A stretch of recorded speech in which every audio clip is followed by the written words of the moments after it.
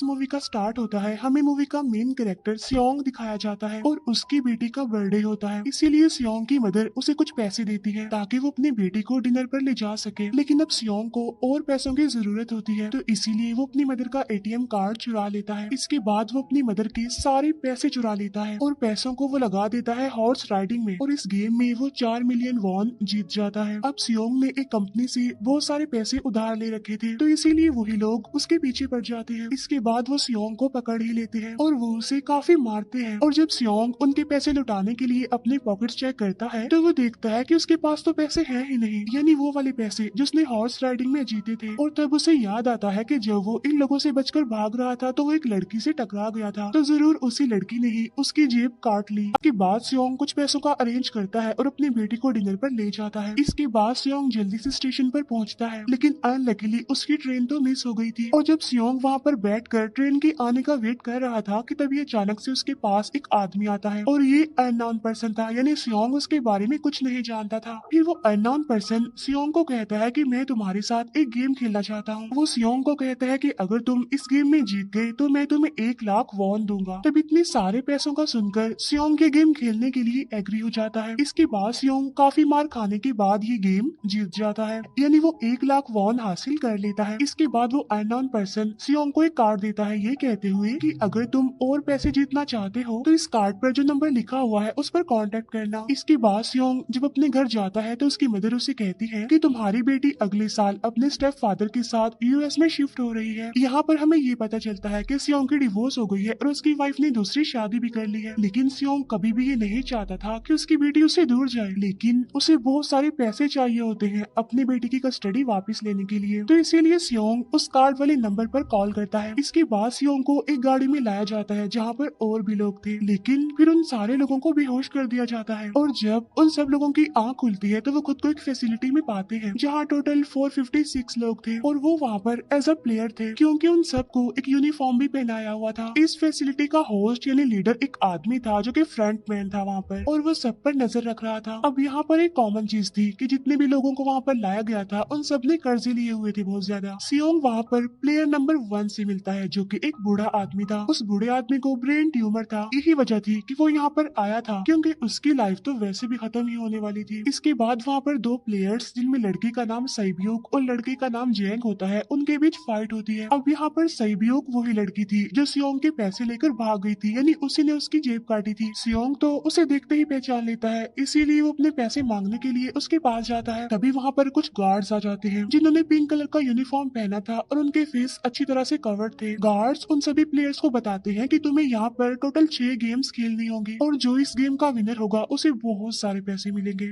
इसके बाद उन सबसे एक कॉन्ट्रैक्ट पर साइन करवाया जाता है और इस कॉन्ट्रैक्ट के 3 मेन रूल्स थे। पहला रूल ये कि कोई भी प्लेयर अपनी मर्जी से गेम को छोड़कर नहीं जा सकता। दूसरा रूल ये होता है कि जो भी प्लेयर खेलने से मना करेगा तो उस प्लेयर को एलिमिनेट कर दिया जाएगा, और उनके मुताबिक एलिमिनेट का मतलब क्या था ये तो हम आगे ही जानेंगे। गेम का तीसरा रूल ये था कि अगर मेजोरिटी इस गेम को खेलना नहीं चाहती तो वो इस गेम को छोड़कर जा सकते हैं। इसके बाद उन सबको गेम के लिए ले जाया जाता है। अब यहाँ पर सियोंग अपने क्लासमेट सेंगवू से भी मिलता है जो कि उसे बचपन से जानता था। सियोंग उसे वहाँ पर देखकर काफी हैरान होता है क्योंकि वो तो किसी बिजनेस के लिए आउट ऑफ कंट्री चला गया था। अब पहले गेम के लिए वहाँ पर एक काफी बड़ी डॉल थी और इस गेम का रूल काफी सिंपल था, और वो ये था कि डॉल जब भी गाना गाएगी उन सबको आगे बढ़ना है, और जैसे ही वो गाना गाना बंद करेगी तो उन सबको रुक जाना है और मूव नहीं करना है, और अगर कोई हिल गया तो उसे एलिमिनेट कर दिया जाएगा। अब स्टार्टिंग में तो ये सब कुछ उन्हें किसी प्रैंक की तरह लग रहा था, लेकिन जब एक लड़का हिल जाता है तो उसे शूट करके मार दिया जाता है, और यही होता है एलिमिनेट का मतलब, यानी उन्हें मार दिया जाएगा। अब ये देखकर वो सारे लोग काफी घबरा जाते हैं और उन्हें पता चल चुका था कि वो खतरे में है, इसीलिए लोग डरते हुए पैनिक करते हुए इधर उधर भागने लगते हैं। लेकिन अब क्योंकि गेम का रूल था इसीलिए जो भी हिलता है उसे मार दिया जाता है, और जितने भी सर्वाइवर होते हैं वो किसी न किसी तरह इस गेम को कंप्लीट कर ही लेते हैं। लेकिन जो लोग मर जाते हैं उनकी डेड बॉडीज को वहां से ले जाया जाता है, और अब 456 प्लेयर्स में से सिर्फ 255 ही रह गए थे। अब क्योंकि वो सारे प्लेयर्स इतना ज्यादा डर जाते हैं कि अब कोई भी गेम खेलना नहीं चाहता था। लेकिन जैसा कि रूल नंबर 3 था कि अगर मेजोरिटी चाहे तो वो ये गेम स्किप कर सकती है, तो इसीलिए उनका लीडर यानी फ्रंटमैन वोटिंग करवाता है। लेकिन इससे पहले उन्हें प्राइज मनी दिखाई जाती है, यानी जो विनर को मिलेगी। लेकिन इन केस अगर कोई गेम को छोड़कर चला जाएगा तो ये सारे पैसे मरे हुए प्लेयर्स की फैमिलीज को मिल जाएंगे। और ये prize money total 45 billion won होती है। इसके बाद वोटिंग करवाई जाती है, जिसमें मेजोरिटी इस गेम को खेलना नहीं चाहती थी, तो इसीलिए गेम को यहीं पर स्टॉप कर दिया जाता है। लेकिन अगर कभी फ्यूचर में वो लोग चाहें तो इस गेम को रिज्वाइन कर सकते हैं। इसके बाद सभी लोगों को उनके घरों पर छोड़ दिया जाता है। नेक्स्ट डे सियोंग पुलिस स्टेशन जाता है और वहाँ पर वो पुलिस को सारी बात बता देता है। लेकिन उन लोगों को सियोंग की बातों पर यकीन नहीं होता और उल्टा वो लोग उसे पागल समझने लग जाते हैं। इसके बाद सियोंग उन्हें वही वाला कार्ड दिखाता है, लेकिन हैरान कर देने वाली बात तो ये है कि उस पर जो नंबर था वो रॉन्ग था। इसके बाद सियोंग जब घर जाता है तो उसकी मदर वहाँ पर नहीं होती। उधर सियोंग का क्लासमेट सेंगवू अपनी मदर को छुपकर देख रहा होता है और तभी वहाँ पर सियोंग भी आ जाता है। यहाँ पर सेंगवू अपसेट होते हुए सियोंग को बताता है कि मेरे ऊपर 6 बिलियन का कर्ज है। वो बताता है कि मैंने क्लाइंट्स के पैसे लेकर स्टॉक मार्जिन में लगा दिए थे, लेकिन अनलकीली वो सारे पैसे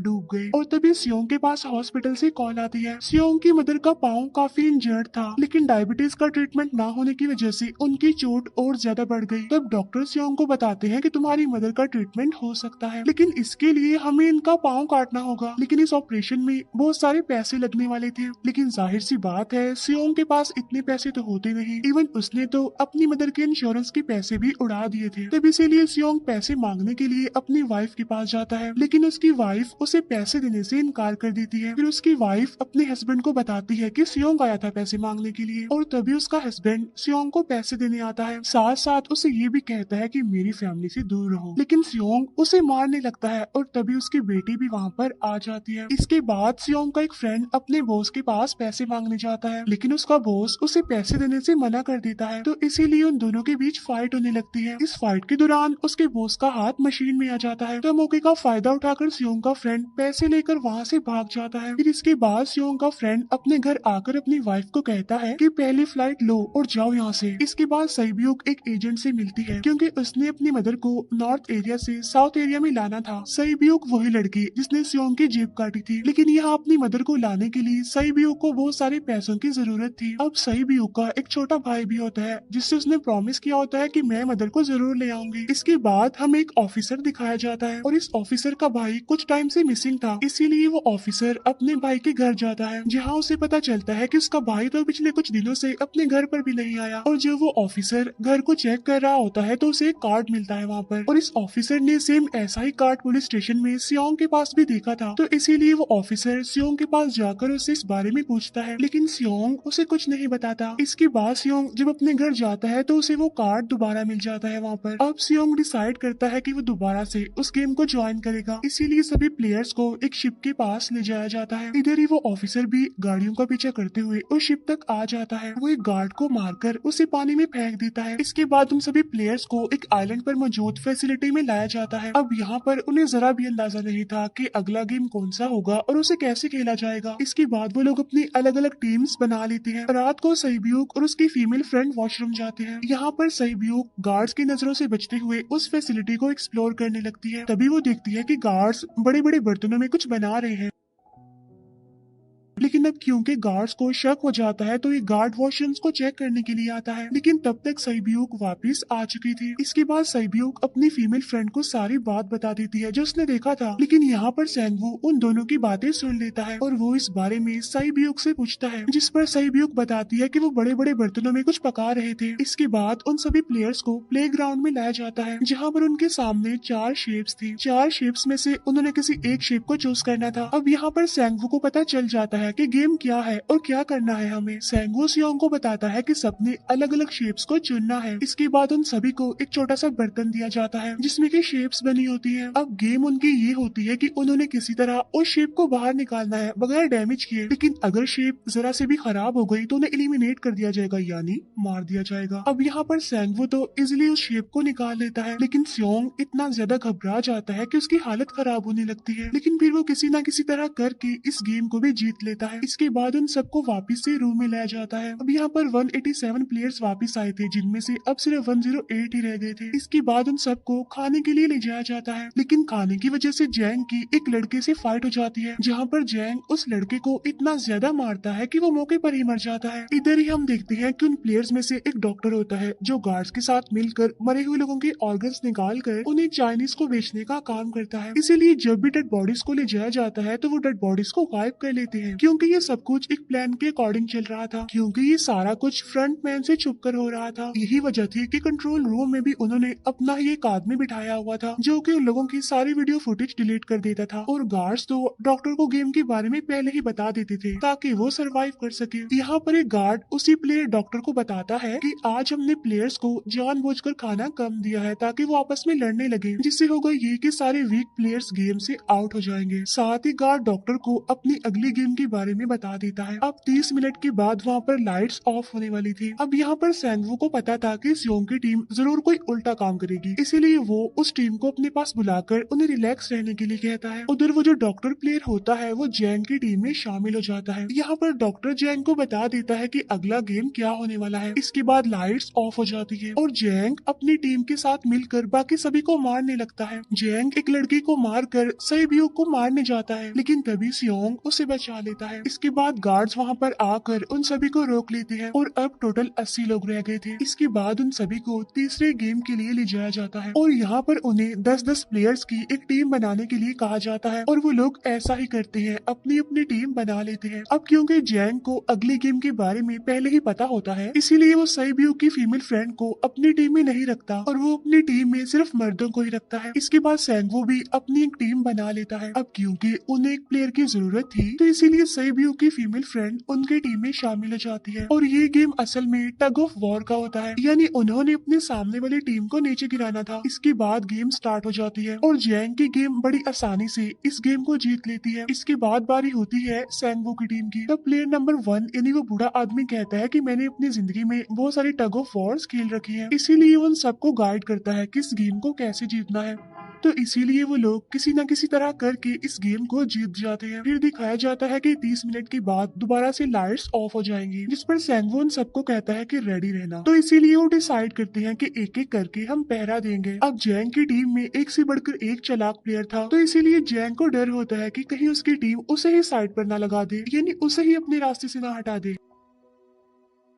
दूसरी तरफ डॉक्टर और गार्ड्स मिलकर डेड बॉडी के ऑर्गन्स निकाल रहे होते हैं और इन ऑर्गन्स को डिलीवर करने जाना था गार्ड नंबर 28 एंड 29। तब वो सभी एक डेड बॉडी के बारे में बातें करने लगती हैं जिसकी सिर्फ एक किडनी थी और वो उसे ज़ॉम्बी कह रहे थे। अब यहाँ पर जो गार्ड नंबर 29 था, यानी जिसने वो ऑर्गन्स डिलीवर करने जाने थे, वो कोई और नहीं बल्कि वो ऑफिसर था जो गार्ड के बेस में वहाँ पर आया था, और ये सब बातें सुनकर उसे शक होता है कि शायद ये लोग मेरे भाई की बात कर रहे हैं क्योंकि उसकी भी एक ही किडनी थी। इसके बाद नंबर 28 और 29 यानी वो ऑफिसर ऑर्गन को डिलीवर करने के लिए चले जाते हैं। रास्ते में वो ऑफिसर नोटिस करता है कि टनल में तो बॉम्ब लगा हुआ है। तब नंबर 28 उसे बताता है कि जब हम यहाँ से बाहर निकलेंगे तो इस जगह को ब्लास्ट कर दिया जाएगा। अब यहाँ पर वो ऑफिसर नंबर 28 से और इन्फॉर्मेशन लेने की कोशिश करता है, इसीलिए नंबर 28 को उस पर डाउट होने लगता है, इसीलिए वो उस ऑफिसर को अपना फेस दिखाने के लिए कहता है। अब यहाँ पर वो ऑफिसर अपना फेस भी दिखा देता है, साथ साथ वो नंबर 28 पर गन पॉइंट भी कर देता है। साथ साथ वो ऑफिसर उससे एक किडनी वाली आदमी के बारे में पूछता है कि वो कौन है जिसे तुम ज़ॉम्बी कहते थे, जिस पर वो नंबर 28 उससे कहता है कि वो तो एक लड़की थी। अब यहाँ पर नंबर 28 उस ऑफिसर को कहता है कि तुम लीडर के रूम में जाकर सारी इन्फॉर्मेशन देख सकते हो, वहाँ पर सबका डाटा है। ये जानने के बाद वो ऑफिसर नंबर 28 को मार डालता है। उधर वो डॉक्टर गार्ड से अगली गेम के बारे में पूछता है, लेकिन इस बार गार्ड्स को भी अगली गेम के बारे में पता नहीं होता। तब इसीलिए डॉक्टर को गुस्सा आ जाता है और वो एक गार्ड को पकड़ लेता है और उनकी फाइट होने लगती है। इसी फाइट में डॉक्टर उस गार्ड को मारकर वहाँ से भाग जाता है। इसके बाद एक गार्ड भी उसका पीछा करता है और वो दोनों प्लेग्राउंड में आ जाते हैं। यहाँ पर गार्ड डॉक्टर को अपनी बातों में फंसाकर उसे मारने वाला होता है, लेकिन तभी लीडर यानी फ्रंटमैन आकर उसे मार डालता है और बाद में वो उस डॉक्टर को भी मार डालते हैं। साथ साथ इन्हीं वहीं पर नंबर 28 की डेड बॉडी भी मिल जाती है, जिससे इन्हें ये पता चल जाता है कि फैसिलिटी में कोई घुस गया है। उधर वो ऑफिसर लीडर यानी फ्रंटमैन के रूम तक पहुंच जाता है, तो वो चेक करते करते एक ऐसे रूम में जाता है जहाँ पर सबकी रिकॉर्ड्स थे और जब वो ऑफिसर रिकॉर्ड चेक कर रहा होता है तो उसे सभी विनर्स की एक लिस्ट मिलती है जिसमें उसके भाई का भी नाम था, यानी वो भी कभी विनर था। उधर सभी प्लेयर्स को फोर्थ गेम के लिए ले जाया जाता है जहाँ पर उन सबको अपना अपना पार्टनर चुनने के लिए कहा जाता है और वो प्लेयर्स करते भी ऐसा ही है, अपना अपना पार्टनर चुन लेते हैं। सही ब्यूक की फीमेल फ्रेंड भी अपना पार्टनर ढूंढने की कोशिश करती है लेकिन कोई भी उसका पार्टनर बनने को तैयार ही नहीं था। इसके बाद सभी प्लेयर्स को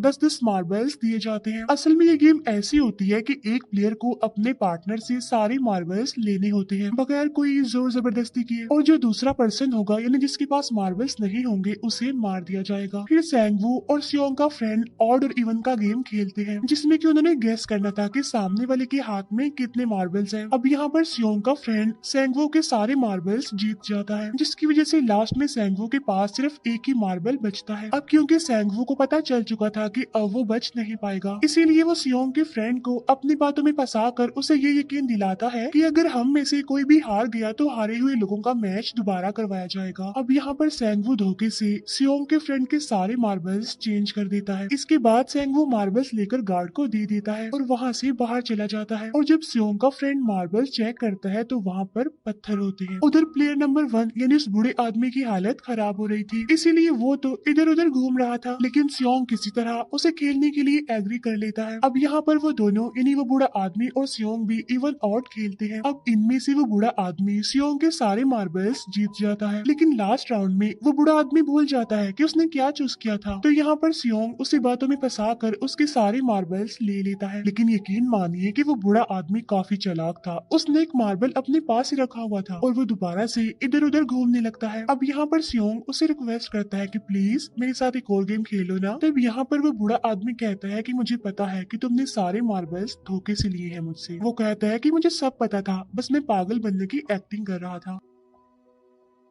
तभी ये सुनकर सियोंग को उस पर तरस आ जाता है और वो उसे ही सारे मार्बल्स दे देता है। उसके बाद सैब्यूक और उसकी फीमेल फ्रेंड भी गेम खेल रहे होते हैं। उनकी गेम ये होती है कि जो मार्बल्स को दीवार के ज्यादा करीब फेंकेगा वही जीतेगा। पहले सैब्यूक अपने मार्बल्स फेंकती है लेकिन जब सैब्यूक की फ्रेंड की बारी आती है तो वो अपने सारे मार्बल्स फेंक देती है। लेकिन जब सैब्यूक ये देख लेती है तो वो अपने फ्रेंड को दोबारा फेंकने के लिए कहती है, जिस पर उसकी फ्रेंड कहती है कि नहीं सैब्यूक, मैं बिल्कुल अकेली हूँ, मेरे पीछे तो कोई भी नहीं है, लेकिन अगर तुम्हें कुछ हो गया तो ये अच्छी बात नहीं है, तुम्हारे पीछे तुम्हारा छोटा भाई है, तुम्हारा वेट कर रहा है वो। और इसी वजह से सैब्यूक की फ्रेंड को मार दिया जाता है। इसके बाद उन सबकी डेड बॉडीज को वहाँ से ले जाया जाता है। इसके बाद वो सब वापिस से रूम में आ जाते हैं। यहाँ पर जैंग देखता है कि सैब्यूक की वो वाली फ्रेंड तो अभी तक जिंदा है जो कि बड़ी आराम से बैठी हुई थी। अब यहाँ पर हमें पता चलता है कि सैब्यूक की ये वाली फ्रेंड जैंग की भी फ्रेंड थी, लेकिन अब क्योंकि उन दोनों के बीच किसी बात को लेकर क्लैश चल रहा था तो इसीलिए जैंग की वो फ्रेंड उसे बुली करने लगती है। इसके बाद फ्रंटमैन को एक डेड बॉडी के पास उस ऑफिसर का आईडी कार्ड मिल जाता है। तभी फ्रंटमैन को पता चलता है कि उसके सारे वीआईपीज आ चुके हैं, तो इसीलिए फ्रंटमैन उन्हें लेने के लिए चला जाता है। फिर सारे वीआईपीज को उनके रूम में लाया जाता है। इसके बाद फ्रंटमैन वीआईपीज के आने के बारे में एक और आदमी को जाकर बताता है और यही आदमी मेन होता है। और ये कौन होता है हम ये आगे जानेंगे। फिर नेक्स्ट डे उन सबको 5वें गेम के लिए लाया जाता है जहाँ पर 1 से लेकर 16 तक नंबर पड़े होते हैं और वो सभी प्लेयर्स अपना अपना नंबर ले लेते हैं। नंबर का मतलब ये था कि जो नंबर भी एक प्लेयर पर आएगा उसके मुताबिक ही उसकी बारी आएगी। अब यहाँ पर लास्ट में पहला और आखिरी नंबर रह जाता है यानी 1 और 16। तो यहाँ पर सियोंग कंफ्यूज हो जाता है कि उसे कौन सा नंबर चूज करना चाहिए। अगर उसने पहला नंबर लिया तो वो फंसेगा और मरेगा क्योंकि उसे नहीं पता कि गेम क्या है, और अगर लास्ट नंबर लेगा तो क्या पता उसकी बारी ही ना आए, टाइम कम रह जाए। और तभी वहाँ पर एक आदमी आ जाता है और वो सियोंग को कहता है कि मुझे पहला नंबर चाहिए क्योंकि मैं अपनी जिंदगी में कभी भी फर्स्ट नंबर पर नहीं आया। फिर इसके बाद उन्हें गेमिंग रूम में लाया जाता है। अब इस गेम का रूल ये होता है कि दिए हुए टाइम में उन्हें ब्रिज की दूसरी साइड पर जाना है। अब इसके बीच में 2 तरह के ग्लास लगे होते हैं, एक तो होता है आर्म ग्लास और एक होता है टेम्पर्ड ग्लास। आर्म ग्लास पर पाँव रखते ही वो टूट जाएगा और वो लोग नीचे गिर जाएंगे। इसके बाद गेम स्टार्ट हो जाता है और वो लोग एक एक करके मरने लगते हैं। फिर एक टाइम ऐसा आता है जब जैंग सबके सामने होता है और वो आगे ही नहीं बढ़ रहा होता। अब उनके पास एक ही रास्ता था, या तो वो आगे जाए या सारे ही मर जाएं। और तभी जैंग के सामने उसकी वही फ्रेंड आ जाती है जो उसे बुली कर रही थी और वो जैंग को कहती है कि मैंने तुम्हें कहा था कि जिस दिन तुमने मुझे धोखा दिया मैं तुम्हें मार दूंगी। इसके बाद वो जैंग को पकड़ लेती है और उसे लेकर नीचे कूद जाती है, जिसकी वजह से उन दोनों की मौत हो जाती है। और वहाँ पर एक आदमी था जो कि ग्लास कंपनी में काम करता था और उसे पता था कि टेम्पर्ड ग्लास कौन सा है, लेकिन जब फ्रंट मैन को इस बात का पता चल जाता है तो वो लाइट्स ऑफ करवा देता है ताकि वो ग्लास को पहचान ही ना पाए। अब लास्ट में एक ही स्टेप बचता है और उनके पास तो टाइम ही नहीं था, इसीलिए सेंगवू उस आदमी को धक्का दे देता है। तो यहाँ पर सेंगवू, सियोंग और सैब्यूक ब्रिज को पार कर लेते हैं, लेकिन ग्लास टूटने की वजह से उन्हें काफी चोट लग जाती है, खास तौर पर सैब्यूक को। उधर उस ऑफिसर ने एक सर्वेंट को मारकर उसकी जगह खुद ले ली थी। अब एक वीआईपी को उस ऑफिसर पर शक होता है और वो उसे कहता है कि अपना मास्क रिमूव करो, लेकिन वो ऑफिसर कहता है कि ठीक है, लेकिन मैं अंदर जाकर अपना मास्क रिमूव करूंगा। इसके बाद वो ऑफिसर उस वीआईपी को लेकर अंदर चला जाता है। अंदर जाकर वो ऑफिसर उस वीआईपी को बेहोश कर देता है और इस बात का पता फ्रंट मैन को चल जाता है, इसीलिए फ्रंट मैन उसके पीछे जाता है और वो उस ऑफिसर को देख लेता है, इसीलिए वो ऑफिसर वहाँ से भागकर आइलैंड पर आ जाता है। फ्रंट मैन भी उसका पीछा करते हुए वहाँ पर आ जाता है। अब यहाँ पर वो ऑफिसर अपने सीनियर्स को कॉल करने की कोशिश करता है, लेकिन कॉल कट हो जाती है। फिर वो ऑफिसर उन्हें सारे सबूत भेजता है, लेकिन वहाँ पर नेटवर्क नहीं था। इसके बाद फ्रंट मैन ऑफिसर को पकड़ लेता है और उसे उनके साथ चलने के लिए कहता है, लेकिन वो ऑफिसर तो उस फ्रंट मैन पर गोली चला देता है। इसके बाद फ्रंट मैन अपना मास्क उतार देता है तो वो ऑफिसर देखता है कि वहाँ पर कोई और नहीं बल्कि उसका अपना भाई है वो। इसके बाद ऑफिसर का भाई यानी फ्रंट मैन उसे शूट कर देता है और वो जाकर पानी में गिरता है। उधर ग्लास लगने की वजह से सैब्यूक काफी इंजर्ड हो गई थी और उसका बहुत सारा खून भी बह रहा होता है। इसके बाद तीनों सर्वाइवर्स को डिनर के लिए ले जाया जाता है और उनके पास एक एक नाइफ भी रख दिया जाता है, मतलब रात में उन तीनों में से कोई भी एक दूसरे को मार देगा। तभी सियोंग नोटिस करता है कि सैब्यूक की हालत काफी खराब है, इसीलिए वो सैब्यूक को कहता है कि फिक्र मत करो, हम दोनों साथ हैं और इस गेम में हम दोनों मिलकर सेंगवू को हरा देंगे। इसके बाद हम दोनों यहाँ से बाहर निकल जाएंगे और पैसों को आधा आधा डिवाइड कर लेंगे। सैब्यूक उसे बताती है कि मेरा एक छोटा भाई है जिसे मैं ऑर्फनेज में छोड़कर आई हूँ और अगर हम दोनों में से कोई भी जिंदा बचकर बाहर जाएगा तो उसे उन दोनों की फैमिलीज का ख्याल रखना होगा। अब सैब्यूक की हालत काफी खराब थी, उसे डॉक्टर की जरूरत थी, इसीलिए सियोंग कोई मदद लाने के लिए जाता है, लेकिन जब तक वो वापस आता है तब तक सेंगवू सैब्यूक को मार चुका था। फिर नेक्स्ट डे उन दोनों को गेम नंबर 6 यानी लास्ट गेम के लिए ले जाया जाता है। गेम का रूल बड़ा ही सिंपल था कि मार दो या मर जाओ और इस गेम का नाम होता है स्क्विड गेम। इसके बाद गेम स्टार्ट हो जाती है और उन दोनों के बीच काफी फाइट होती है, लेकिन लास्ट में सेंगवू की हालत खराब होने लगती है। तभी सियोंग कहता है कि मैं इस गेम को रोकना चाहता हूँ और तभी सियोंग सेंगवू को उसके साथ चलने के लिए कहता है, लेकिन सेंगवू तो अपने आप को ही मार डालता है, जिसकी वजह से सियोंग गेम जीत जाता है। फिर फ्रंट मैन सियोंग को कहता है कि तुम बहुत अच्छा खेले, लेकिन मुझे इसकी उम्मीद नहीं थी। इसके बाद सियोंग को उसके घर पर छोड़ दिया जाता है और उसके पास एक एटीएम कार्ड भी था और जब सियोंग उस एटीएम कार्ड को जाकर चेक करता है तो वो दिखता है कि सारे पैसे उसके अकाउंट में भेज दिए जाते हैं। इसके बाद सियोंग अपने घर जाता है, लेकिन तब तक उसकी मदर की डेथ हो जाती है। इसके बाद हमें 1 साल बाद का सीन दिखाया जाता है जहाँ पर हम देखते हैं कि सियोंग की हालत काफी खराब हो गई है, यानी वो अब काफी नशा करने लग गया है और उसने अब तक उन पैसों को हाथ तक नहीं लगाया। एक दिन एक फूल बेचने वाली औरत सियोंग के पास आती है और वो उसे सेम वैसा ही कार्ड देती है जिसमें एक एड्रेस लिखा हुआ था और फिर सियोंग उस एड्रेस पर जाता है जहाँ पर उसे पता चलता है कि ये सारा किया धरा किसी और का नहीं बल्कि उस बूढ़े का है, प्लेयर नंबर 1 का, और वो अभी भी जिंदा है। यहाँ पर वो बूढ़ा आदमी सियोंग को बताता है कि मैं अपनी लाइफ से बोर हो चुका था और ये सारी गेम मैंने अपने क्लाइंट्स के साथ मिलकर बनाई ताकि मैं लोगों को मरता हुआ देखकर एंजॉय कर सकूं, लेकिन हाँ, हमने किसी को मजबूर नहीं किया था ऐसा करने के लिए और मैंने गेम में इसीलिए पार्टिसिपेट किया क्योंकि गेम देखने से ज्यादा उसे खेलने में मजा आता है। वो कहता है जो पैसे तुम्हारे पास है वो मेरे ही हैं और ये कहते ही उस बूढ़े आदमी की मौत हो जाती है। इसके बाद सियोंग सैब्यूक के छोटे भाई के पास जाता है और उसे लेकर वो जाता है सेंगवू की मदर के पास और वो सेंगवू की मदर को कहता है कि इस बच्चे का ख्याल रखना, साथ साथ वो उसे एक बैग भी देता है जिसमें बहुत सारे पैसे होते हैं। इसके बाद सियोंग स्टेशन पर जाता है जहाँ पर उसे वही अननोन पर्सन मिलता है जो कि उसे मूवी के स्टार्ट में भी मिला था। यहाँ पर सियोंग उसका पीछा भी करता है, लेकिन तब तक वो भाग चुका था। फिर सियोंग उस कार्ड वाले नंबर पर कॉल करता है और वो पूछता है कि तुम लोग कौन हो और लोगों के साथ ऐसा क्यों कर रहे हो, क्यों खेल रहे हो लोगों की जिंदगी से। लेकिन आगे से उसे रिस्पॉन्स आता है कि सियोंग, अगर तुमने जिंदा बचना है तो प्लेन में चढ़ जाओ और इसी के साथ ही मूवी यहीं पर एंड हो जाती है।